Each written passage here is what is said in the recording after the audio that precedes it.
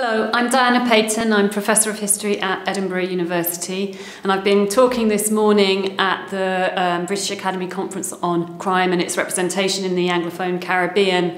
My paper was about Jamaica and the prison system in Jamaica, and in particular I was talking about the cycles of scandal in the general penitentiary and other Jamaican prisons that result from prisoner activism. There have been multiple of these cycles of scandal which get investigated and recommendations get made for improvement, but then generally very little happens to change things. So I looked at three of these examples. The first one was in the 1830s during the period of transition from slavery to a post-slave society.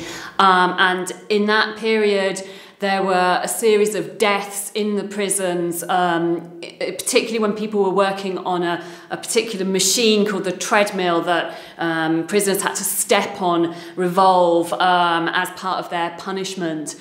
In the 1830s, when that happened, it created a lot of publicity across the British Empire because abolitionists had their eye on Jamaica and the rest of the Caribbean as part of the anti-slavery campaign.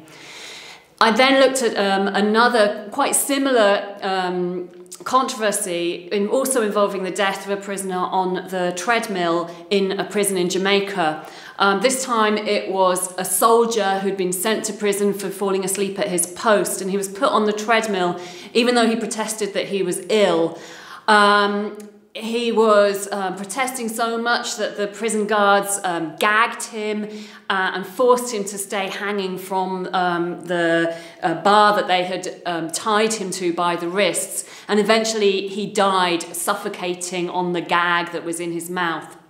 That scandal, in some ways very similar to the one in the 1830s, attracted much less attention in the 1860s because at that time there wasn't really a kind of public interest in Jamaica beyond the Caribbean. And also the prison itself had become more isolated than the earlier prisons had been. And then I looked again at the 1920s, which is a period where there's been very little research about Caribbean prisons.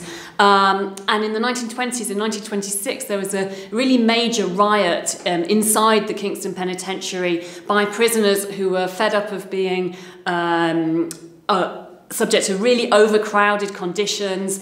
There were lots of violence in the prison, flogging, and also racial discrimination. And for the first time, racial discrimination and prisoners who were black receiving poorer food than white prisoners became a kind of flashpoint. So there was violence in the prison, people escaped from the prison into the streets of Kingston. By that time, the city of Kingston surrounded the general penitentiary.